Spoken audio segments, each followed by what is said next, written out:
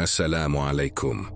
Para pendengar yang berani menelusuri lorong-lorong gelap dunia lain, selamat datang di gelombang kami, tempat kisah-kisah horor menunggu untuk diceritakan. Di balik gang-gang sepi, rumah-rumah tua, dan sudut kota yang terlupakan, ada cerita yang nyata, namun terdengar seperti mimpi buruk. Bersiaplah mendengar bisikan dari masa lalu, rahasia yang tak ingin terbuka, dan kengerian yang bisa membuat bulu kuduk berdiri. Duduklah, tenang dan dengarkan. Jika kalian berani, di sebuah desa kecil di pinggiran Jombang, hidup seorang penggali kubur bernama Pak Makmur. Umurnya sudah mendekati 60 tahun. Tubuhnya kurus, kulitnya legam karena setiap hari berpanas-panasan di makam. Meski sudah lama bekerja di pemakaman desa, hidupnya tetap miskin. Rumahnya berdinding anyaman bambu, atapnya bocor, dan dapurnya sering kosong dari beras. Setiap malam, istrinya Bu Sarti selalu mengeluh tentang nasib mereka. "Makmur, kapan kita bisa hidup enak kayak orang lain? Kau lihat tuh, si Pak Rojali. Baru buka toko bangunan udah beli motor baru. Kita kubur orang terus tapi tetap melarat." Pak Makmur terdiam, menunduk menatap lantai tanah rumahnya. Tangannya yang kasar menggenggam gelas teh basi di meja. "Aku kerja tiap hari, Sarti. Upahnya kecil, apa boleh buat? Orang mati nggak tiap hari datang." "Ya, tapi kalau terus begini, kita nggak bakal punya apa-apa, Mur. Aku capek hidup miskin." Ucapan itu menancap di kepala Pak Makmur. Malam itu ia keluar rumah, duduk di serambi, menatap ke arah pemakaman desa yang letaknya tak jauh dari rumahnya. Angin malam bertiup dingin, menggoyangkan daun bambu. Dari kejauhan terdengar sayup suara burung hantu. Ia menghembuskan napas panjang. "Orang-orang dapat rezeki dari kerja keras, aku cuman gali lubang buat orang mati," gumamnya pelan. Tapi malam itu berbeda. Saat ia hendak masuk rumah, tiba-tiba telinganya menangkap suara aneh dari arah pemakaman. Seperti bisikan halus yang memanggil namanya. "Makmur, Makmur." Pak Makmur menoleh, matanya mencari sumber suara.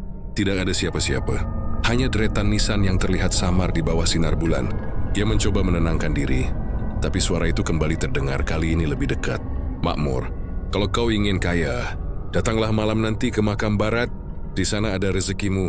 Jantung Pak Makmur berdetak kencang. Ia berdiri terpaku, bulu kuduknya meremang. "Siapa itu?" "Jangan bercanda," teriaknya. Namun tidak kira jawaban. Hanya angin berhembus membawa bau tanah basah dan bunga Kamboja. Keesokan paginya, saat sarapan singkong rebus, Bu Sarti memperhatikan suaminya yang terlihat murung. "Kamu kenapa, Mur? Dari tadi bengong aja." "Nggak apa-apa, cuman mimpi aneh tadi malam." "Mimpi apa?" "Kayak ada yang manggil aku di kuburan. Suaranya bilang bakal kasih aku rezeki." Bu Sarti tertawa kecil. "Ya Allah, Mur. Udah tua jangan mikir aneh-aneh. Mimpi itu cuma bunga tidur." "Tapi rasanya nyata, Sarti. Aku dengar jelas aneh." Bu Sarti menggeleng sambil berdiri. "Sudahlah, nanti sore kita ke sawah bantuin Bu Rini nyabutin rumput. Lumayan buat tambah-tambah uang." Tapi di dalam hati Pak Makmur, bisikan semalam terus berputar. Ia merasa ada sesuatu yang memanggilnya. Sesuatu yang menawarkan jalan cepat menuju kekayaan yang selama ini diimpikannya. Sore harinya, kabar duka datang dari rumah Bu Surti, tetangga mereka. Bayinya yang baru lahir meninggal dunia karena demam tinggi. Suasana desa mendadak hening, semua orang berduka. Sebagai tukang kubur, tentu saja Pak Makmur dipanggil untuk menggali liang lahat. Ia menghela napas panjang, lalu mengambil cangkul dan lentera minyak. Hatinya terasa aneh. Ia teringat suara bisikan tadi malam, "Datanglah ke makam barat." Tepat menjelang maghrib, ia mulai menggali di pojok barat pemakaman, tempat di mana bayi itu akan dimakamkan. Langit gelap, hanya cahaya lentera yang menyorot tanah lembab. Suara cangkul menghantam tanah terdengar pelan, bercampur dengan suara jangkrik. "Kasihan ya, bayi sekecil itu," gumamnya. Belum sempat ngerasain dunia udah dipanggil duluan. Saat ia menggali makin dalam, angin tiba-tiba berhembus kencang. Lentera minyak bergoyang, hampir padam. Di sela-sela desir angin, lagi-lagi terdengar bisikan halus. "Makmur, di kuburan bayi ini, Driu kayamu." Pak Makmur tertegun. Ia menatap sekeliling. Tidak ada siapa-siapa selain dirinya. Suara itu terasa seperti datang dari dalam liang yang sedang ia gali. Tangan Pak Makmur bergetar. "Astagfirullah. Siapa engkau sebenarnya?" Namun tidak ada jawaban. Hanya suara bayi menangis lirih yang terdengar entah dari mana, membuatnya merinding. Ia buru-buru menyelesaikan galian dan menunggu rombongan pengantar jenazah datang. Malam harinya, setelah pemakaman selesai dan semua warga pulang, Pak Makmur masih duduk di tepi kubur bayi itu. Ia memandangi tanah yang masih basah dan kain kafan yang tadi terikat tali pocong di kepala bayi itu. Dalam cahaya remang bulan, tali pocong itu tampak berkilat aneh, seperti menyala samar. Bisikan itu kembali terdengar, kini lebih jelas dari sebelumnya. Ambil talinya, Makmur. Ambil leses dan kau akan kaya raya. Pak Makmur mundur beberapa langkah, wajahnya pucat. Tidak, aku nggak berani. Itu dosa. Hidupmu miskin. Anakmu kelaparan. Apa kau mau mati miskin juga? Suara itu menembus pikirannya, membuatnya goyah. Ia memejamkan mata, mencoba berdoa. Tapi hatinya sudah diliputi rasa serakah yang perlahan tumbuh. Setelah sampai rumah, Bu Sarti menyambut dengan wajah khawatir. Lama banget, Mur. Udah malam begini baru pulang. Tadi bantu bersihin tanah di makam barat. Aku dengar yang meninggal bayi ya? Pak Makmur menelan ludah. Bayinya kecil sekali, Sarti. Tapi entah kenapa aku nggak bisa tenang. Bu Sarti menatap suaminya tajam. Tenanglah. Kamu kerja halal. Jangan pikir aneh-aneh. Pak Makmur diam. Ia berbaring tapi matanya tak bisa terpejam. Di telinganya suara itu terus memanggil, lirih tapi nyata. Ia mencoba menutup telinga dengan bantal, tapi percuma. Makmur, malam besok, datanglah sendiri, bawa ayam hitam dan tali pocong bayi itu. Pak Makmur terlonjak, duduk tegak, napasnya tersengal. Ia melihat sekeliling kamar. Tidak ada siapa-siapa, hanya Bu Sarti yang tertidur lelap. Tapi dari luar jendela, terlihat bayangan kecil berdiri di dekat pagar bambu. Bayangan seorang bayi yang sedang tersenyum menatapnya. Pak Makmur menjerit pelan, menutup mulutnya sendiri. Ya Allah, apa yang sebenarnya terjadi padaku? Malam itu dia tahu hidupnya tak akan sama lagi. Bisikan dari kuburan telah membangkitkan sesuatu yang kelam di dalam dirinya. Rasa serakah yang siap menjerumuskannya pada pesugihan terkutuk. Langit Jombang malam itu tampak kelabu. Awan gelap menggantung rendah, dan gerimis turun pelan membasahi tanah pemakaman. Di ujung jalan desa, tampak iring-iringan kecil membawa jenazah bayi mungil yang dibungkus kain putih. Suara azan Isya baru saja berkumandang ketika rombongan tiba di area makam. Pak Makmur berdiri di tepi liang lahat, menggenggam cangkulnya dengan erat. Lentera minyak di sebelahnya bergetar tertiup angin malam, memantulkan cahaya kuning ke wajahnya yang pucat. Cepatkan saja Pak Makmur, ujar Pak RT pelan. Kasihan orang tuanya udah dari sore nunggu pemakaman. Iya, Pak RT, jawab Makmur sambil mengangguk lesu. Sebenarnya ia sudah selesai menggali sejak sore. Tapi sejak matahari tenggelam rasa was-was mulai menghantuinya. Setiap kali melihat ke liang kubur itu, ia merasa seperti ada sesuatu yang mengintip dari dalam. Jenazah bayi itu dibaringkan perlahan di dalam liang. Tangis lirih terdengar dari ibunya, Bu Surti, yang dipapah oleh suaminya. Nak, maafin ibu ya. Ibu nggak bisa nyelamatin kamu, katanya terisak. Pak Makmur memalingkan wajahnya, mencoba menahan air mata. Tapi di balik rasa sedih itu, ada sesuatu yang lebih menekan. Suara bisikan yang muncul lagi dari dalam pikirannya. Itu kubur bayi, Makmur. Di situ letak rezekimu. Ambil tali pocongnya nanti malam. Ia menggigit bibirnya kuat-kuat. Diam kau, gumamnya pelan. Apa, Pak? Tanya Pak RT yang berdiri di dekatnya. Enggak apa-apa, Pak. Cuman ngomong sendiri. Pemakaman selesai sekitar pukul 8 malam. Semua orang meninggalkan area makam. Tapi Pak Makmur masih duduk sendirian di tepi liang yang baru ditimbun itu. Dia memparut segin tanah basah di depannya. Lentera kecil di sampingnya bergetar. Dan sesekali suara bayi menangis terdengar samar dari arah pepohonan. Siapa di sana? Serunya dengan suara gemetar. Tidak ada jawaban. Hanya suara jangkrik dan desir angin yang berhembus. Tapi tiba-tiba, matanya menangkap sesuatu yang membuat darahnya membeku. Tali pocong di kepala jenazah tadi tergeletak di ujung liang. Setengah tertimbun tanah.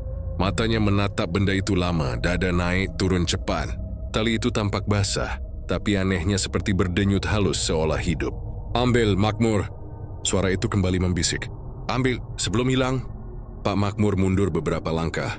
Ia merasa napasnya sesak. Tidak, aku cuma tukang kubur. Aku nggak mau dosa, katanya setengah berteriak. Tapi suara itu terdengar lagi, lebih keras dan berat. Kau sudah kupilih, kau sudah mendengar panggilanku. Rezeki besar menunggumu. Beberapa saat kemudian hujan mulai turun lebih deras. Petir menyambar jauh di arah barat. Pak Makmur buru-buru berlari pulang dengan tubuh menggigil. Di rumah, Bu Sarti menunggunya dengan wajah khawatir. Astaga Mur, kenapa basah kuyup begini? Dari kuburan hujan-hujanan ya? Iya, tadi belum sempat pulang, bantu nutup makam. Ya Allah, udah tua jangan maksa kerja terus. Bu Sarti menyodorkan handuk dan secangkir wedang jahe. Tapi suaminya tidak langsung minum. Matanya masih kosong, pikirannya melayang ke tali pocong bayi yang tadi ia lihat. Sarti, suaranya lirih.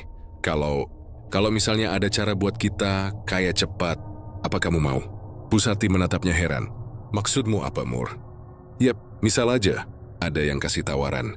Tapi harus berani. Bu Sarti mendecak kesal. Kamu ini ngomong apa sih? Enggak usah aneh-aneh.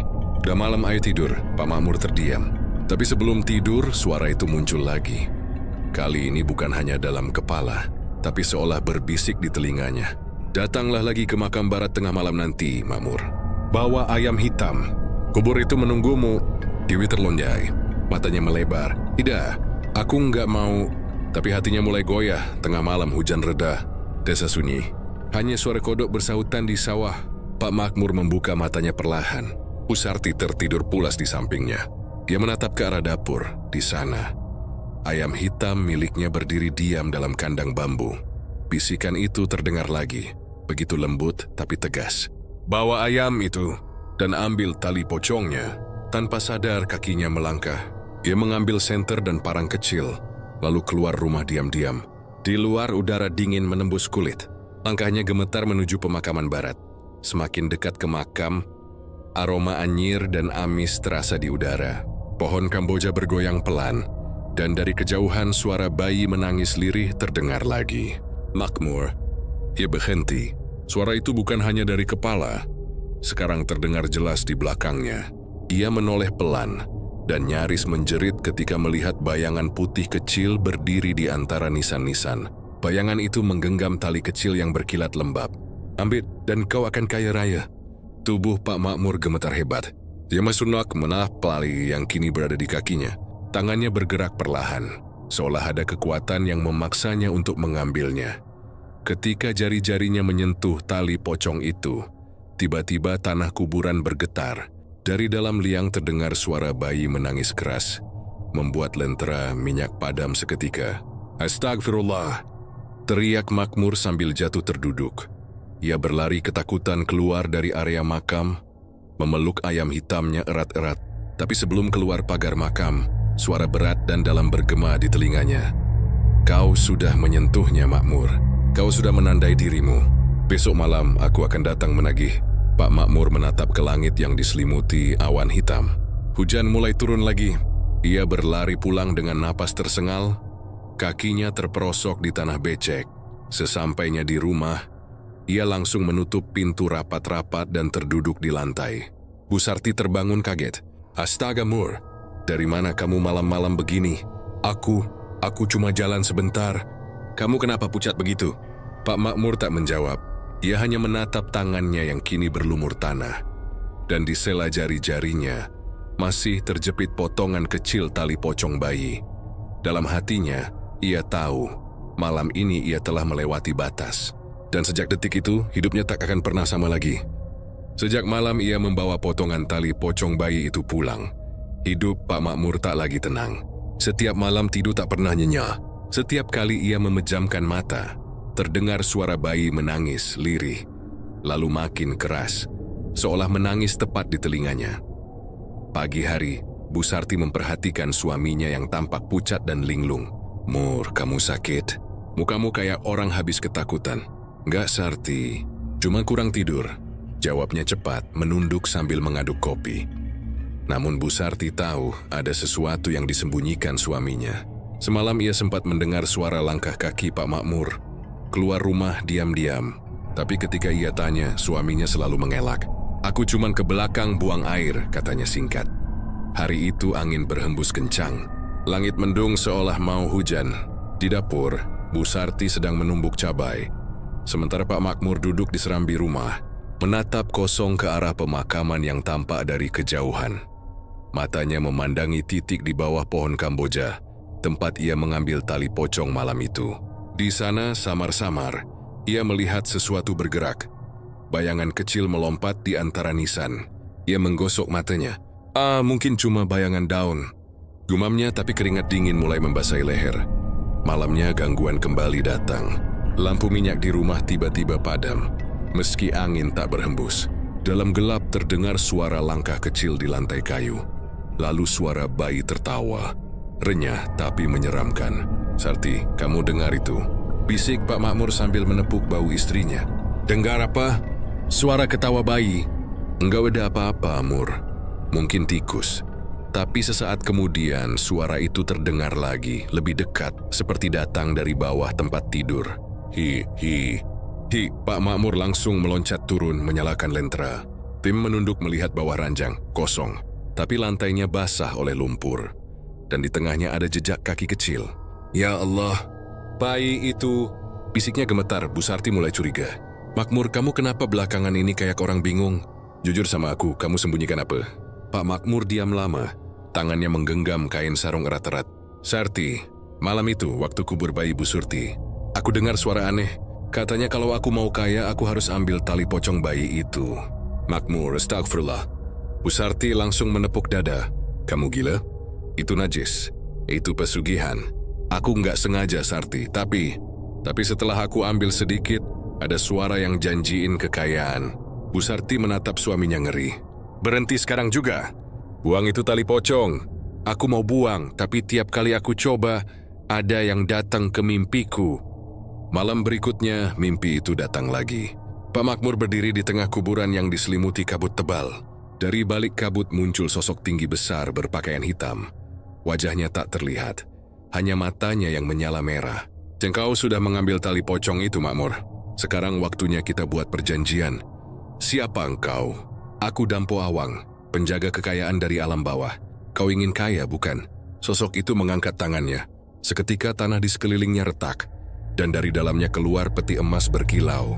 Di atas peti itu duduk sosok bayi tanpa mata, menggenggam tali pocong yang sama. Itu apa? Tanya Makmur ketakutan.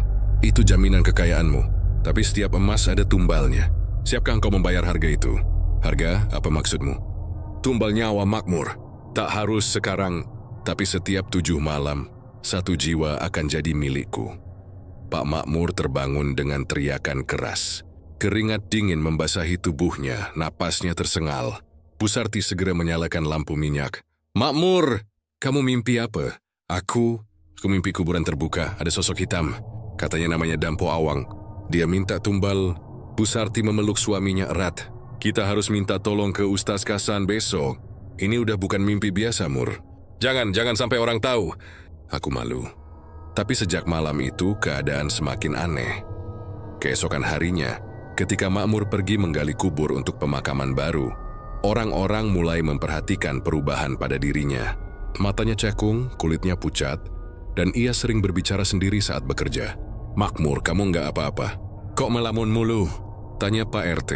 Nggak apa, cuman capek aja, jawabnya dengan senyum kaku.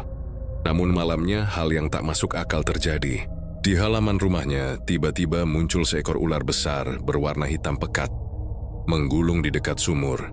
Yo ingin mengusirnya, tapi ular itu tak bergerak sedikit pun. Hanya menatapnya dengan mata merah menyala. Dampo Awang, bisiknya, keringat dingin menetes. Sejak malam itu keberuntungan aneh mulai datang. Orang-orang desa berlomba-lomba memanggilnya untuk menggali kubur. Bahkan membayar lebih dari biasanya.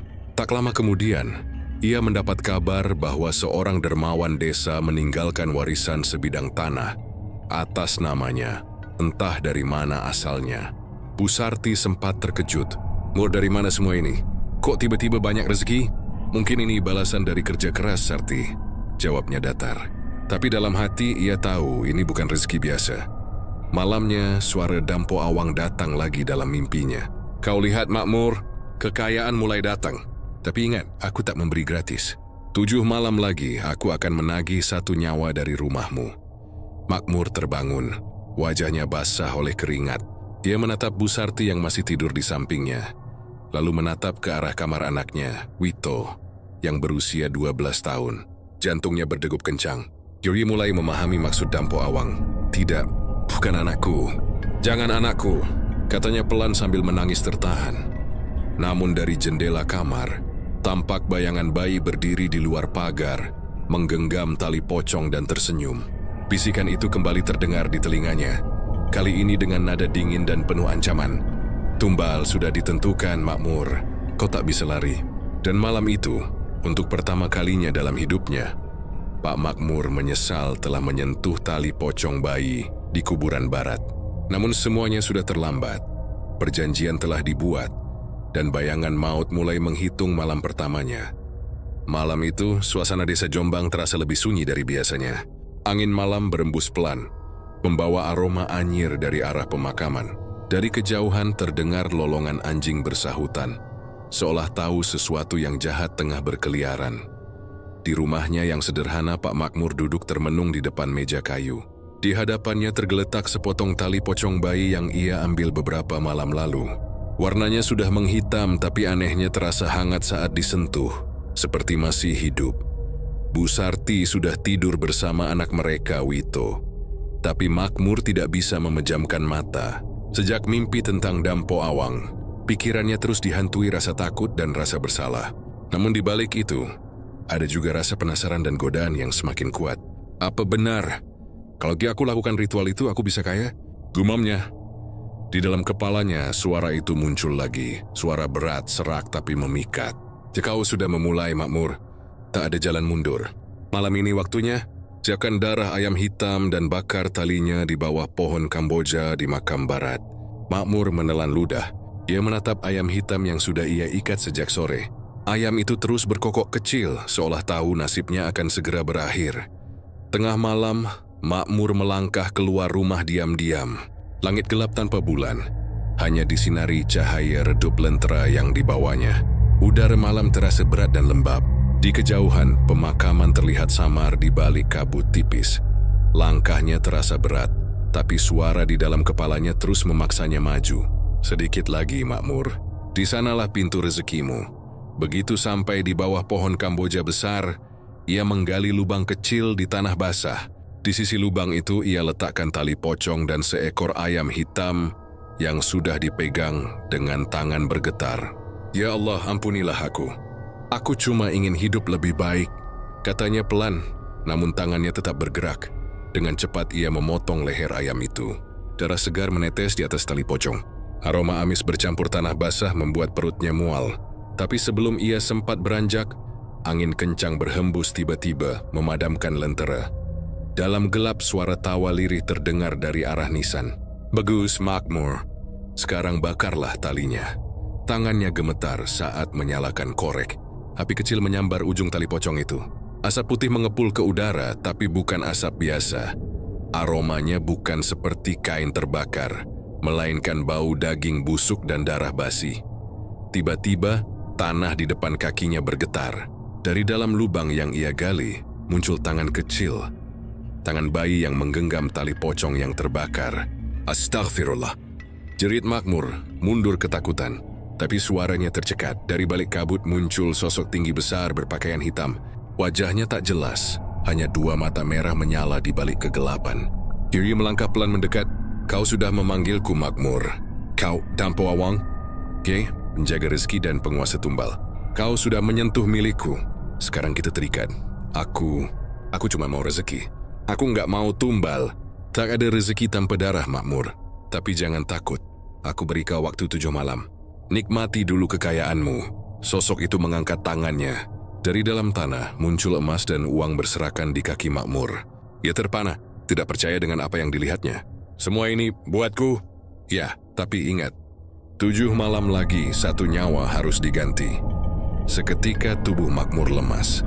Yuri ingin berlari, tapi kakinya seakan terpaku di tanah. Suara tawa Dampo Awang menggema di seluruh pemakaman, membuat daun Kamboja bergoyang keras.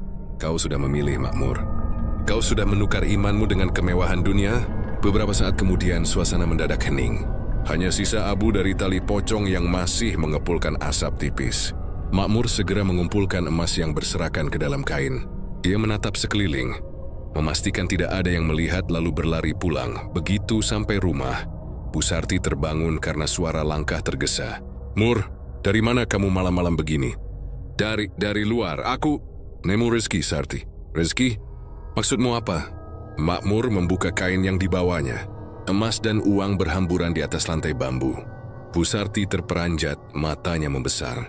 "Ya Allah, dari mana semua ini, Mur? Jangan bilang kamu..." "Sudah, jangan tanya," potong Makmur dengan suara keras. "Yang penting sekarang kita bisa hidup lebih baik." Bu Sarti terdiam, wajahnya penuh cemas. Dwi bisa merasakan hawa aneh dari benda-benda itu. Uang dan emas itu terasa dingin seperti baru diangkat dari tanah kubur. "Mur, aku takut. Ini bukan rezeki bersih." "Diam, Sarti. Aku capek miskin. Aku cuma mau lihat kamu bahagia. Anak kita bisa sekolah, bisa makan enak. Salahnya di mana?" Di malam itu mereka tidak tidur. Bu Sarti hanya menangis diam-diam di pojok kamar. Sementara Makmur sibuk menghitung uang dengan tangan gemetar. Keesokan harinya, perubahan aneh mulai terjadi.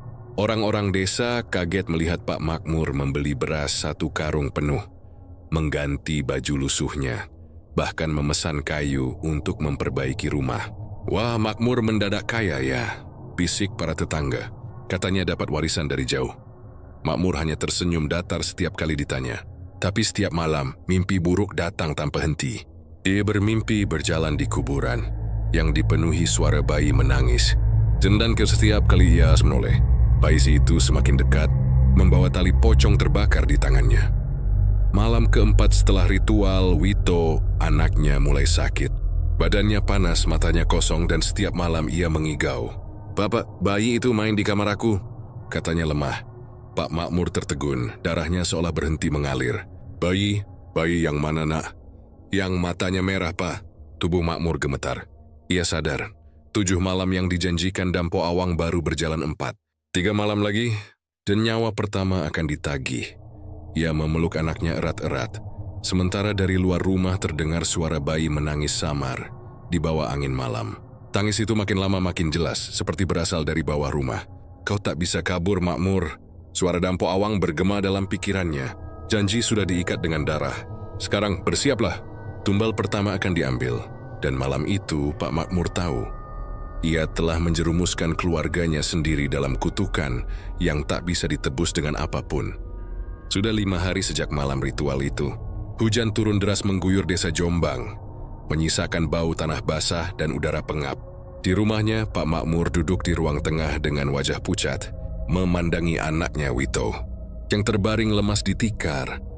Tubuh bocah itu panas, keringat bercucuran, tapi yang membuat Makmur semakin gelisah adalah ucapan Wito setiap kali mengigau. "Bapak, bayi itu di bawah lantai. Dia mau main sama aku." Bu Sarti yang duduk di sisi anaknya menangis pelan. "Mur, ini sudah 3 hari panasnya nggak turun. Aku minta, tolonglah. Panggil Pak Ustaz Hashim buat ruqyah anak kita." Makmur menggeleng cepat, wajahnya penuh ketakutan. "Enggak, Sarti. Jangan campur tangan orang luar. Nanti mereka tahu semuanya." "Tahu apa, Mur? Kamu udah ngelakuin apa sebenarnya?" Makmur terdiam. Ia tidak bisa menjawab. Hanya tangannya yang gemetar, menggenggam lutut dengan erat. Di dalam kepalanya, suara Dampo Awang terus berbisik, menertawakan kebodohannya. 7 malam, Makmur. Bayi itu sudah menunggu tumbalnya. Kau tak bisa sembunyi. Malam pun tiba. Hujan berhenti, tapi angin dingin menyusup dari celah dinding bambu. Lilin kecil di meja berkedip-kedip, kadang hampir padam. Di tengah keheningan itu, terdengar suara gesekan dari bawah lantai rumah. Krek, krek, seperti ada sesuatu yang merangkak. Bu Sarti langsung berdiri, wajahnya pucat. "Mur, kamu dengar nggak?" "Dengar apa?" Jawab Makmur cepat, pura-pura tak tahu. "Suara dari bawah, kayak ada yang jalan." Sebelum Makmur sempat menjawab, Wito yang tadinya tidur mendadak duduk. Matanya terbuka lebar, tapi kosong, seperti orang tak sadar. "Bapak, bayi itu panggil nama Bapak," katanya lirih. "Wito, nak sadar. Ini ibu." Bu Sarti mengguncang tubuh anaknya, tapi Wito hanya menatap ke lantai. "Dia di bawah, Bu, bayi itu nangis," katanya kedinginan. Lalu ya tiba-tiba, suara tangisan bayi terdengar jelas dari bawah rumah. Tangisan itu lirih tapi menusuk telinga, seperti keluar dari dalam tanah. Wah, Wah, Bu Sarti langsung menjerit ketakutan, sementara Makmur membeku. Keringat dingin membasahi lehernya. Ia tahu suara itu. Ia tahu dari mana asalnya. Sarti, cepat bawa Wito ke kamar. Sekarang, katanya terbata-bata. Bu Sarti menuruti, tapi langkahnya terhenti ketika lantai bambu di depan mereka bergetar. Dari celah-celahnya muncul cairan merah kehitaman menetes ke tanah. Darah. Mur. Ya Allah, apa ini? Makmur meraih cangkul kecil di pojok ruangan, lalu berjongkok mencoba mengintip dari sela lantai. Tapi begitu ia dekatkan wajahnya, tangan mungil bayi keluar dan menarik pergelangan tangannya kuat-kuat. Ah, jeritnya keras. Ia terjatuh ke belakang. Wajahnya pucat pasi. Tangan kecil itu hanya muncul sesaat, lalu menghilang, menyisakan bau anyir yang menusuk hidung. Sarti, kita harus keluar dari rumah ini sekarang. Tapi belum sempat mereka berdiri, semua lilin padam bersamaan. Rumah gelap total. Dari luar angin kembali berhembus kencang, menimbulkan suara gaduh di atap. Dalam gelap terdengar suara langkah kecil, seperti tangan bayi yang merangkak di lantai. Tap, tap. Tapnya Ibu Sarti memeluk Wito erat-erat menangis ketakutan. Puriusi apa yang kamu bawa ke rumah ini? Aku nggak punya pilihan, Sarti. Aku cuma mau hidup lebih baik. Tapi aku... Suara bayi itu semakin dekat disusul dengan suara tawa kecil yang dingin dan aneh. Hehe, Bapak janji sama aku. Suara itu berasal dari bawah tikar, tepat di depan mereka. Tikar itu perlahan bergerak sendiri. Astagfirullah. Makmur berteriak langsung membalik tikar itu. Tapi tidak ada apa-apa, hanya tanah basah. Namun sesaat kemudian tanah itu retak. Dan dari dalamnya muncul wajah pucat bayi yang matanya menyala merah darah. Bapak! Bu Sarti menjerit histeris sementara Makmur langsung berlari keluar rumah. Ibu tak peduli lagi pada hujan lumpur atau petir di langit. Ia hanya ingin lari dari semua ini. Namun saat ia menatap kembali ke arah rumahnya, sesuatu membuatnya terhenti. Dari celah jendela, ia melihat bayangan hitam tinggi besar berdiri di belakang istrinya. Bayangan itu mengangkat tangannya lalu menyentuh kepala Wito. Tiba-tiba rumah bergetar keras, suara tangis bayi bergema. Lalu semuanya hening. Makmur berlari kembali, membuka pintu dengan napas tersengal. Tapi yang ia lihat membuat lututnya lemas. Bu Sarti tergeletak tak sadarkan diri, dan Wito sudah tak bergerak. Anak kecil itu terbujur kaku dengan mata terbuka. Wajahnya pucat seperti mayat. Di dadanya tergeletak tali pocong yang sama yang dulu dibakar Makmur di pemakaman. Tidak. Wito, bangun nak. Jangan tinggalin Bapak. Ia semeluk tubuh dingin anaknya. Menangis jadi-jadinya. Tangannya bergetar. Sementara di luar rumah terdengar suara tawa Dampo Awang menggema di antara petir. Tumbal pertama sudah diambil. Kau tak bisa kabur, Makmur. Kau sudah milikku. Makmur menjerit, suara tangisnya bersatu dengan deru angin malam. Ia menatap langit, berteriak sekuat tenaga. Lipu ada Yeswalabain malam itu. Satu nyawa telah menjadi bayaran pertama dari perjanjian iblisnya. Dan di bawah lantai rumah itu, suara tangis bayi terus terdengar. Pelan tapi tak henti. Wah. Tangisan itu seolah menandakan bahwa kutukan tali pocong bayi baru saja dimulai. Dan darah berikutnya akan segera ditagih. Subuh itu langit Jombang dipenuhi kabut tebal. Rumah Pak Makmur tampak sunyi. Hanya terdengar suara jangkrik dan desir angin yang melintas di sela dinding bambu. Di dalam rumah, tangis lirih memecah kesunyian. Bu Sarti menangis sambil memeluk tubuh anaknya. Wito yang kini kaku tanpa nyawa. Tubuh bocah itu dibungkus kain putih seadanya. Di dadanya masih ada bekas tali pocong yang ditemukan semalam. Bu Sarti berulang kali mencium kening anaknya sambil terseduh. Nak, ibu minta maaf. Ibu nggak bisa jagain kamu.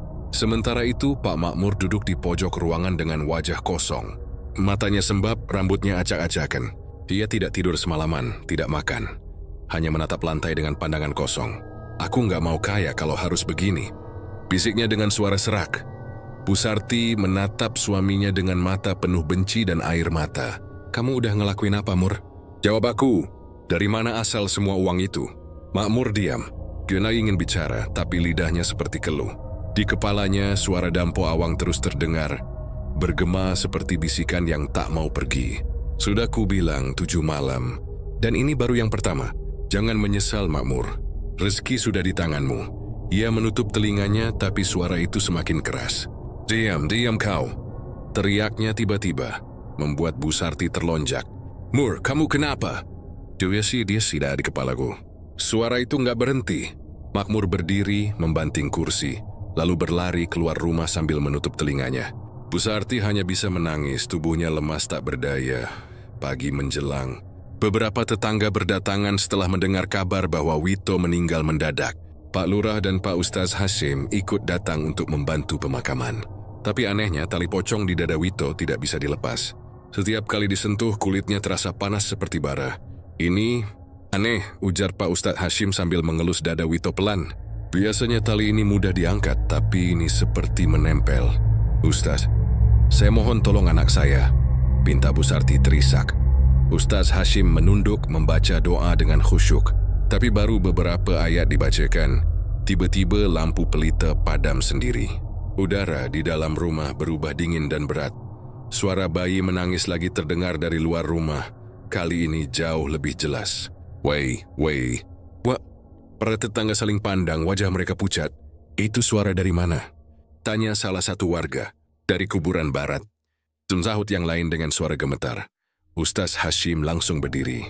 Kalian semua keluar dulu. Biarkan saya di sini bersama keluarga. Mereka keluar meninggalkan Ustaz, Bu Sarti, dan jasad Wito.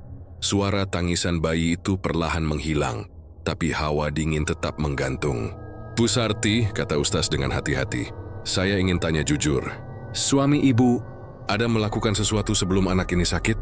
Bu Sarti menggigit bibir, lalu menggeleng pelan. Saya nggak tahu pasti, Ustaz. Tapi sejak seminggu lalu, dia sering keluar malam. Katanya ke makam. Setelah itu, rezeki kami mendadak banyak. Ke makam? Ustaz Hashim menatap tajam. Makam siapa? Saya nggak tahu, Ustaz. Tapi waktu saya tanya, dia cuma bilangan dari Dampo Awang. Mendengar nama itu, wajah Ustaz Hashim langsung berubah. Astagfirullah. Dampo Awang itu bukan manusia, Bu. Itu nama jin penjaga pesugihan di wilayah sini. Sudah banyak yang jadi korban. Bu Sarti langsung menutup mulutnya, menangis lebih keras. Jadi, anak saya ini jadi tumbal. Ustaz Hashim menatap kain kafan di depannya dengan sorot mata sedih. Kemungkinan besar ya, tapi ini belum selesai, Bu. Kalau benar suami ibu terikat perjanjian, maka kan ada korban lagi. Korban lagi? Bu Sarti menatap dengan ketakutan. Perjanjian pesugihan itu selalu meminta darah baru setiap 7 malam. Dan karena tumbal pertama sudah diambil, Dampo Awang akan datang lagi. Entah siapa yang berikutnya. Sore harinya, jenazah Wito dimakamkan. Langit mendung, angin berhembus pelan, membuat daun-daun di pemakaman bergoyang lembut. Makmur berdiri di dekat liang lahat, tubuhnya gemetar. Setiap kali tanah ditimbun ke atas tubuh anaknya, hatinya seperti ditusuk.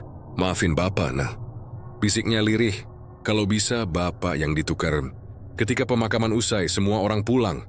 Tinggallah Makmur sendirian di dekat kubur kecil itu. Dia memandangi gundukan tanah basah itu lama sekali, sampai matahari tenggelam di balik pepohonan. Namun tiba-tiba, dari tanah makam Wito, muncul asap tipis berwarna hitam. Suara tangis bayi kembali terdengar, tapi kali ini bercampur dengan suara anak kecil yang familiar. Bapak, kenapa Bapak tinggalin aku di sini? Makmur langsung terduduk, wajahnya pucat pasi. Wito, itu kamu, nah. Kenapa Bapak jahat sama aku? Tiba-tiba tanah di depan Makmur bergetar. Lalu muncul tangan kecil, berlumuran tanah yang mencoba keluar dari gundukan makam. Makmur menjerit ketakutan dan mundur, jatuh ke belakang. Ampun, nak! Ku nggak tahu bakal begini. Aku nggak mau kamu jadi tumbal. Suara tawa Dampo Awang terdengar dari belakangnya, berat dan menggema. Kau sudah memanggilku, Makmur. Kau sudah menulis nasibmu dengan darah. Tak ada jalan kembali. Aku mau batalkan perjanjiannya.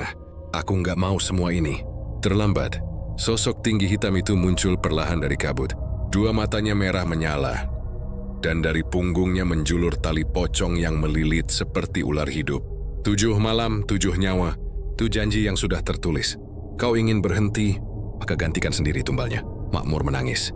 Kalau aku harus mati, ambil nyawaku sekarang. Dampo Awang tertawa keras, menggema di seluruh kuburan. Belum waktunya.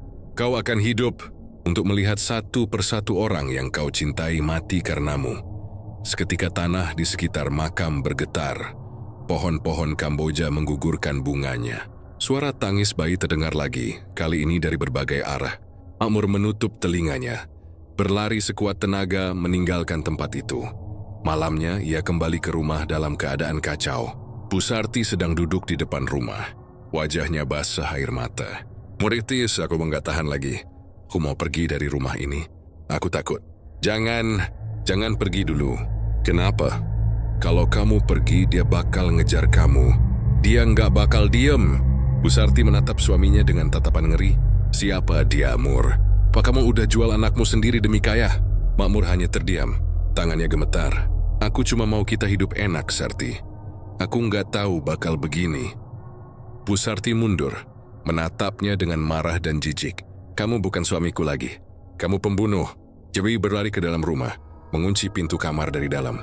Makmur berdiri di depan pintu, menangis sambil mengetuk pelan. Sarti, jangan tinggalin aku. Aku janji aku bakal lawan dia. Namun dari luar rumah, angin berhembus kencang. Daun-daun berguguran. Dan dari kejauhan terdengar suara tangisan bayi lagi. Semakin lama semakin dekat. Suara itu kini terdengar tepat di bawah rumah. Wei. Wah, Makmur menatap lantai dengan wajah tegang. Astagfirullah. Jangan bilang. Tiba-tiba lantai bambu di depan pintu kamar Bu Sarti retak perlahan. Dan dari bawahnya muncul cairan merah kehitaman menetes lagi. Malam ke-6 baru dimulai. Dan tumbal kedua sepertinya sudah ditentukan. Malam ke-7 tiba. Langit di atas desa Jombang tampak kelam, tanpa bintang sedikit pun. Angin berhembus kencang membawa aroma anyir, seperti bau darah yang basi. Di dalam rumah kecil itu, Pak Makmur duduk di depan pintu kamar yang terkunci. Ia sudah 3 jam mengetuk, tapi Bu Sarti tak mau keluar. Sarti, tolong buka pintunya. Aku janji aku bakal nyelesain semua ini. Ku nggak mau kehilangan kamu juga, katanya Parau hampir menangis. Dari dalam kamar tak ada suara. Hanya sesekali terdengar isak pelan. Lalu suara itu berhenti berganti dengan keheningan yang menakutkan. Makmur berdiri perlahan, wajahnya pucat, matanya merah karena tak tidur. Dia tahu apa malam ini. Malam ke-7 sejak perjanjian itu dimulai. Dan Dampo Awang pasti datang lagi untuk menagih tumbal berikutnya. Tiba-tiba, lampu minyak di meja padam sendiri. Hembusan angin dingin menyapu ruangan. Daun pintu bergetar seperti ada yang berjalan di luar rumah. Dari kejauhan terdengar suara lonceng kecil berdenting. Diikuti suara bayi menangis. Wah meswah. Peti Makmur menelan ludah. Iri si tahu nih suara tadi. Sama seperti malam saat Wito meninggal. Ia menatap ke bawah. Lantai bambu rumahnya tampak basah, seolah ada sesuatu yang merembes dari bawah tanah. Bukan sekarang. Jangan ambil dia juga, katanya lirih. Suaranya gemetar. Dari luar terdengar suara langkah kaki kecil berlari-lari di sekitar rumah. Seperti anak kecil yang bermain. Namun langkah itu disertai suara aneh. Kadang tawa lirih, kadang desis pelan.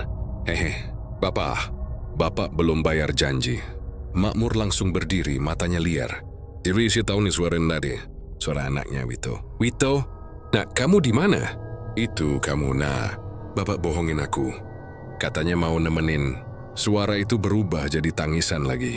Kali ini lebih keras disusul suara ketukan keras di pintu kamar Bu Sarti. Duk. Sarti, jangan buka pintunya. Teriak Makmur panik. Jangan Sarti. Itu bukan Wito. Namun terlambat. Dari dalam terdengar suara kunci berputar. Daun pintu berderit terbuka perlahan. Bu Sarti muncul dengan wajah pucat, matanya sembab. Mur, aku dengar suara anak kita. Dia manggil aku. Bukan dia, Sarti. Itu iblisnya. Tutup pintu sekarang. Tapi sebelum ia sempat menarik istrinya, hembusan angin keras menerjang dari dalam kamar. Semua lilin padam, ruangan jadi gelap gulita. Hanya suara tangisan bayi dan tawa lirih yang tersisa. Hehe, sekarang giliran ibu. Suara itu membuat darah Makmur membeku. Dari balik kegelapan muncul bayangan kecil berwarna hitam. Merangkak di lantai dengan cepat. Wajahnya bayi tapi matanya merah menyala. Dan giginya runcing seperti binatang. Bu Sarti menjerit ketakutan. Allahu Akbar. Mur, tolong aku. Makmur berlari. mencoba menarik tangan istrinya.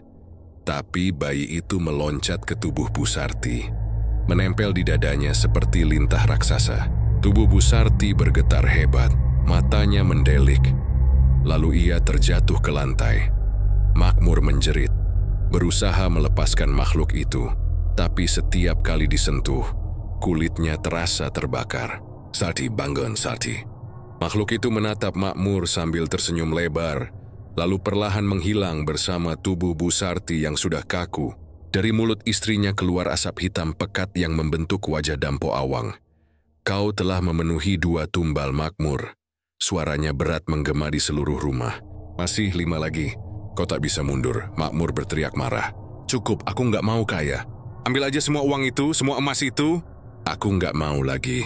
"Terlambat, Makmur," jawab Dampo Awang dengan suara tawa mengejek. "Kekayaan sudah kau terima, darah sudah kau berikan. Sekarang kau hidup dalam perjanjian, sampai keturunanmu pun menanggungnya." "Tidak," Makmur memukul tanah, air mata bercucuran. "Aku nggak mau anak cucuku kena kutukanmu." Tiba-tiba Dampo Awang menunduk dekat wajahnya. "Kalau kau ingin memutus perjanjian, datangi aku di kuburan bayi yang kau ambil tali pocongnya. Tapi ingat, kalau gagal, kau akan menjadi pengganti mereka." Setelah berkata demikian, asap hitam itu memudar. Rumah kembali sunyi, hanya tersisa tubuh Bu Sarti yang sudah dingin di lantai. Dengan wajah menegang seperti orang ketakutan, Makmur jatuh berlutut, mengguncang tubuh istrinya.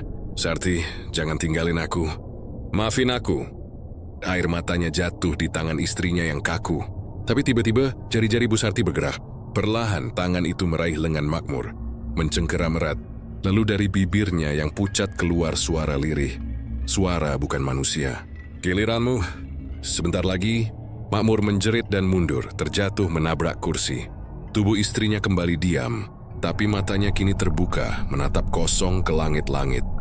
Pagi harinya, warga desa gempar. 2 orang telah meninggal dalam waktu seminggu. Anak dan istri Pak Makmur. Orang-orang mulai berbisik, menuduh bahwa rumah itu kena kutukan. Pak Ustaz Hashim datang kembali, membawa beberapa warga untuk menenangkan Makmur. Tapi rumah itu kini terasa berat, seperti diselimuti hawa jahat. "Pak Makmur," kata Ustaz dengan lembut, "ini sudah kelewat batas. Apa yang sebenarnya terjadi?"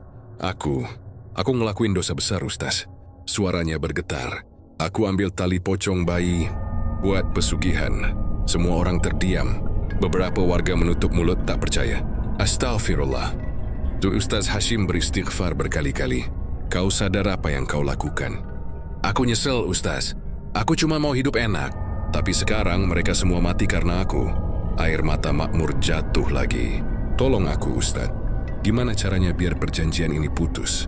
Ustaz Hashim menatapnya lama, lalu berkata tegas, "Satu-satunya cara adalah mengembalikan apa yang kau curi, tali pocong itu, dan menebusnya dengan darahmu sendiri." Makmur tertegun. "Darahku? Ya Isis, tapi bukan untuk ritual, melainkan untuk menutup celah perjanjian dengan doa dan keikhlasan." "Namun peringatan, Makmur, kalau kau gagal, roh itu akan menjemputmu sebelum fajar." Makmur mengangguk. "Aku siap, Ustaz, aku nggak peduli mati. Ku cuma pengen mereka tenang." Ustaz Hashim menarik napas panjang. "Kalau begitu malam nanti kita ke kuburan tempat kau ambil tali itu. Kita bawa doa, bukan uang, bukan darah tumbal, tapi iman." Malam pun turun lagi. Kabut menyelimuti jalan menuju pemakaman barat. Di tangan Makmur tergenggam erat tali pocong yang dulu ia curi. Tali itu kini menghitam dan terasa berdenyut, seperti urat hidup. Ustaz Hashim berjalan di depan sambil membaca ayat-ayat suci. Tapi dari arah belakang Makmur bisa mendengar bisikan lembut, suara Bu Sarti dan Wito. "Bapak, jangan tinggalin kami." "Sarti, itu kamu?" "Balik, Mor. Jangan terusin. Dia udah nunggu." Tapi Makmur terus berjalan, matanya lurus ke depan, menatap makam bayi di ujung kuburan. Tanahnya lembek, dan di atasnya tumbuh bunga kamboja layu. Saat langkah terakhir diambil, tanah itu mulai bergerak sendiri. Dari dalam muncul asap hitam, dan 2 mata merah menyala kembali. "Kau datang lagi, Makmur." Tuing suara Dampo Awang bergema dari dalam kabut. "Apakah kau siap jadi tumbal pengganti mereka?" Makmur menatap lurus tanpa gentar. "Kalau itu jalan satu-satunya, ambil nyawaku." Tapi bebaskan mereka. Suara tawa bergema panjang, disusul kilatan petir di langit. Dan malam ketujuh itu menjadi malam yang menentukan. Antara penebusan dosa atau kematian terakhir bagi penggali kubur yang menggadaikan hidupnya pada tali pocong bayi. Kabut malam menebal di pemakaman barat desa Jombang. Suara jangkrik yang biasanya ramai, malam itu lenyap seperti disapu sesuatu. Hanya langkah kaki Pak Makmur dan Ustaz Hashim yang terdengar di antara derap angin dingin. Di tangan Makmur, tali pocong bayi yang dulu ia curi terasa makin berat. Ujungnya berdenyut hangat seperti hidup. "Kita udah deket, Pak Ustaz," kata Makmur pelan, matanya menatap makam kecil di ujung area pemakaman. "Itu tempat aku ambil tali itu dulu." "Ingat Makmur," jawab Ustaz Hashim tegas tapi tenang. "Kita datang bukan untuk menantang. Kita datang untuk memohon ampun. Jangan takut tapi jangan juga sombong." Langit malam semakin pekat. Awan menutupi bulan. Uap putih mulai keluar dari tanah di sekitar makam bayi. Dari kejauhan terdengar suara bayi menangis pelan. Semakin lama semakin jelas. Wah. Makmur berhenti berjalan, tubuhnya gemetar. Tangannya hampir menjatuhkan tali pocong itu. "Itu suaranya sama persis, Ustaz. Malam waktu aku gali dulu." "Tenangkan dirimu," kata Ustaz Hashim sambil menepuk bahunya. "Setan selalu meniru tangisan manusia untuk menakuti." Tapi sebelum langkah mereka dilanjutkan, tanah di depan makam bayi itu berguncang pelan. Gumpalan tanah pecah, dan dari dalam muncul tangan kecil berwarna hitam. Suara tangisan itu berubah menjadi tawa nyaring, menusuk telinga. "Wih, kau datang lagi, Makmur." Makmur mundur 2 langkah, wajahnya pucat pasi. "Ustaz, itu dia, Dampu Awang." Ustaz Hashim langsung menancapkan tongkat kayunya ke tanah, membaca ayat kursi dengan suara keras. Tapi kabut semakin tebal, menutupi pandangan mereka. Di tengah kabut itu muncul sosok tinggi berjubah hitam. Wajahnya samar, matanya merah seperti bara. "Makmur," suara itu bergema seperti ribuan orang berbicara bersamaan. "Kau datang tanpa tumbal baru? Aku datang buat ngembaliin tali ini," teriak Makmur. "Aku mau putus perjanjian ini. Aku nggak mau nerusin semua dosa ini." Sosok itu tertawa keras dan panjang. "Putus? Kau pikir perjanjian bisa diputus semudah itu? Kau sudah menikmati hasilnya. Kau sudah kaya, kau sudah mencicipi dunia. Sekarang gantinya adalah nyawamu." Makmur menunduk, matanya berkaca-kaca. "Ambil aja nyawaku, tapi bebaskan roh anak dan istriku. Aku mohon, jangan biarin mereka jadi budakmu." Ustaz Hashim menatap Makmur dengan iba, tapi tetap melanjutkan bacaannya. Sementara itu, tanah di sekitar makam bayi mulai bergetar hebat. Dari dalam muncul banyak tangan kecil, seolah bayi-bayi mati bangkit dan merangkak ke arah mereka. "Ya Allah, lindungi kami," bisik Ustaz Hashim terus melafalkan ayat demi ayat. Dampo Awang mengangkat tangannya. Seketika tali pocong yang dipegang Makmur melilit dirinya sendiri, menjerat lehernya. "Kalau kau ingin bebas, bayar dengan darahmu." Makmur tersedak, napasnya tersengal. Tapi ia tak melepaskan tali itu. Ia justru memeluknya erat sambil berkata, "Parau, kalau darah yang kau mau, dia ambil semuanya.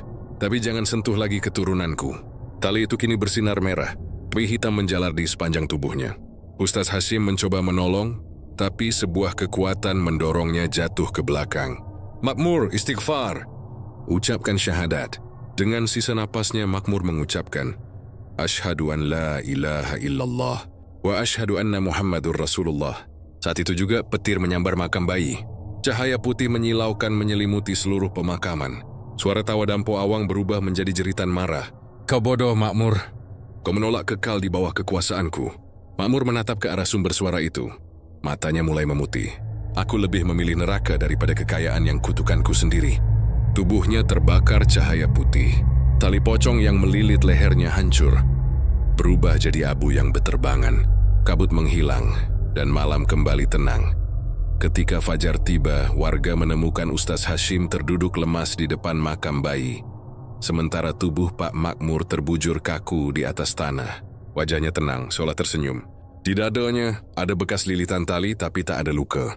"Innalillahi wa inna ilaihi raji'un," bisik para warga. Mereka menguburkan Makmur di dekat istrinya, Bu Sarti.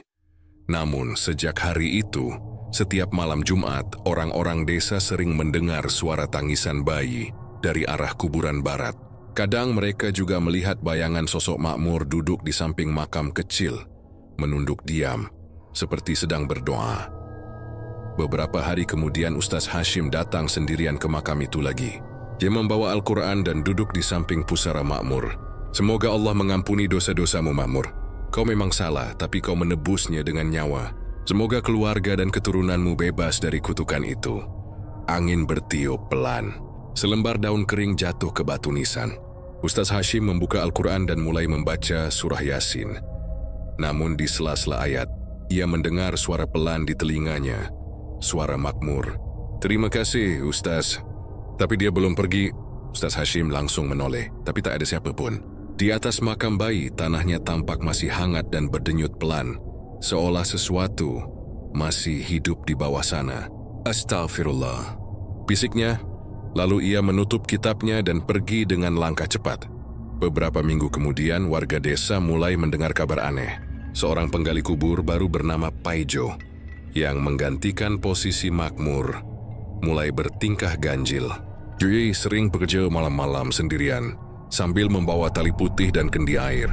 Kadang, ia terlihat duduk di dekat makam bayi yang sama, seperti berbicara dengan seseorang yang tak kasat mata. Paijo, kau ngapain sendirian malam-malam gitu?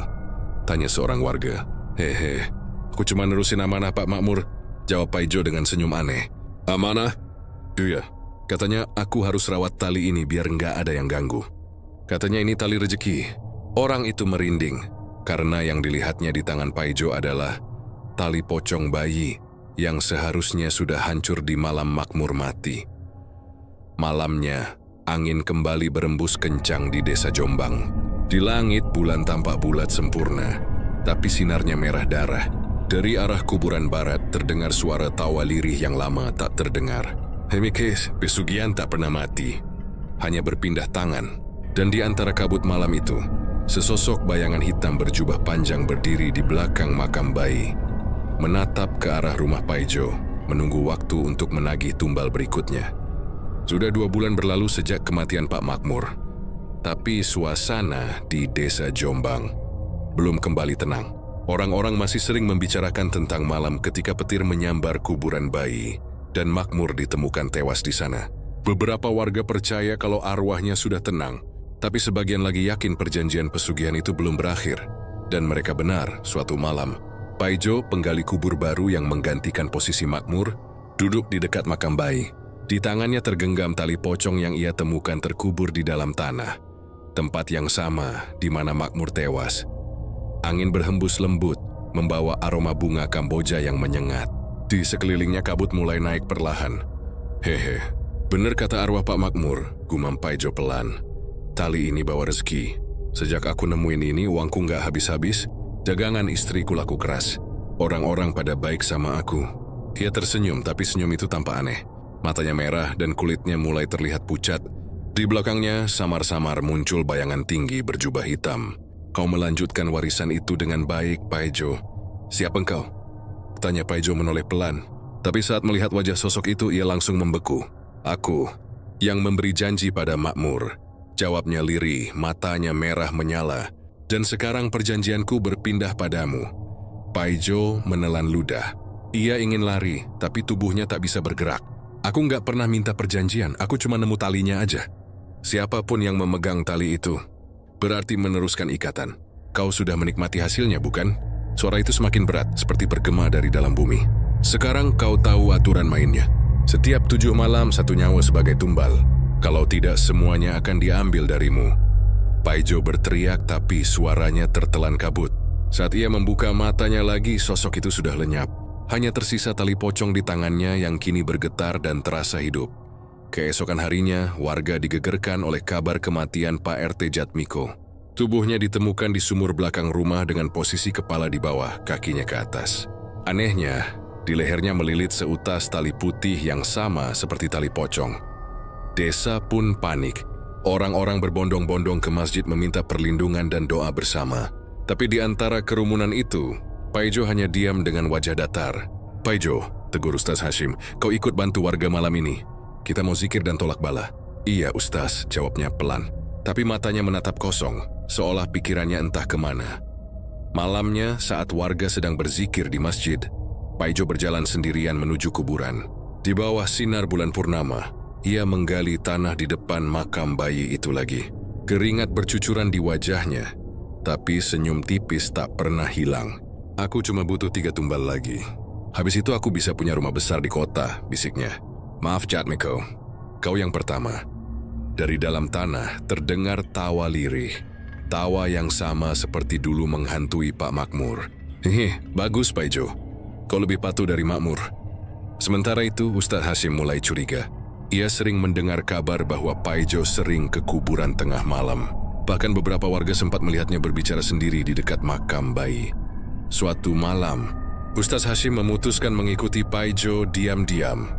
Ia bersembunyi di balik pohon Kamboja tua, menyaksikan Paijo menyalakan lilin dan menabur bunga di atas makam. Suara gumamannya terdengar jelas. Dampo Awang, aku udah kasih 1 nyawa. Jadi malam ini aku siap kasih yang kedua. Aku cuma minta, biar usahaku makin besar dan istriku hamil anak laki-laki. Ustadz Hashim langsung beristighfar. Astagfirullah. Dia nerusin pesugihan itu, gumamnya. Tiba-tiba angin berhembus kencang, lilin padam dan suara bayi menangis terdengar lagi. Dari balik tanah muncul asap hitam dan 2 mata merah menyala. Sosok Dampo Awang muncul lagi, kali ini lebih besar. Tubuhnya separuh tertanam di tanah kubur. Bagus Paijo, kau akan jadi penerus yang sempurna. Paijo berlutut menunduk, tapi sebelum ia sempat berbicara, Ustadz Hashim keluar dari persembunyiannya. Setan laknat, berhenti menipu manusia, teriaknya sambil mengangkat tasbih dan membaca ayat suci dengan lantang. Seketika angin berputar, bumi bergetar. Dampo Awang berteriak, wajahnya berubah garang. Ustaz tua, jangan ikut campur. Ini urusan antara aku dan penjaga kubur ini. Tidak, ini tanah Allah. Tidak ada tempat untuk setan sepertimu. Ayat kursi menggema keras di seluruh pemakaman. Paijo menutup telinganya berteriak kesakitan. Tali pocong di tangannya menyala merah, lalu membelit tubuhnya sendiri. Ustaz, tolong aku. Lepaskan tali itu, Paijo. Jangan biarkan dia menguasaimu. Paijo berusaha melepaskan lilitan itu, tapi tali itu semakin kuat menjerat lehernya. Dampo Awang tertawa, meskipun tubuhnya mulai terbakar oleh cahaya doa yang dilantunkan. Dia milikku, dia yang memanggilku. Tidak. Ustaz Hashim menancapkan tongkatnya ke tanah. Dengan izin Allah, aku kembalikan semua ini ke tempatnya. Petir menyambar lagi, cahaya putih menyilaukan seluruh kuburan. Paijo menjerit, tubuhnya melayang dan jatuh ke dalam lubang makam bayi. Suara tangis bayi berubah jadi jeritan panjang, lalu semuanya sunyi, kabut perlahan menghilang. Dampo Awang lenyap, hanya tersisa makam yang kini tertutup rapi, dan tali pocong yang terbakar menjadi abu. Keesokan paginya, warga menemukan Paijo tewas di kuburan dengan posisi sujud. Wajahnya tenang, tapi tangannya mencengkeram tanah erat-erat. Di sampingnya ada tulisan di tanah, seolah diukir oleh jari. Kutukan ini tak berakhir. Kan selalu ada yang tergoda oleh rezeki setan. Ustadz Hashim menatap tulisan itu lama. Ya Allah, lindungi desa ini dari pesugihan dan setan yang menyesatkan. Doanya lirih. Beberapa tahun berlalu, desa Jombang kembali tenang. Kuburan bayi itu ditutup dan dikelilingi pagar besi. Tapi setiap malam Jumat Kliwon, penjaga makam baru mengaku mendengar suara bayi menangis di dalam tanah. Kadang terdengar pula tawa lirih seorang pria tua. Dan di dekat pohon Kamboja tua itu, batu nisan kecil bertuliskan nama yang samar muncul dari tanah. Makmur bin Samin, penggali kubur. 9 Jua 2024 banyak warga yang mengaku melihat sosoknya duduk di sana. Menatap sunyi, seperti sedang menunggu seseorang datang menggali tanah lagi. Sebab di dunia pesugihan, tidak ada akhir yang benar-benar berakhir. Yang ada hanya perjanjian baru dan tumbal berikutnya.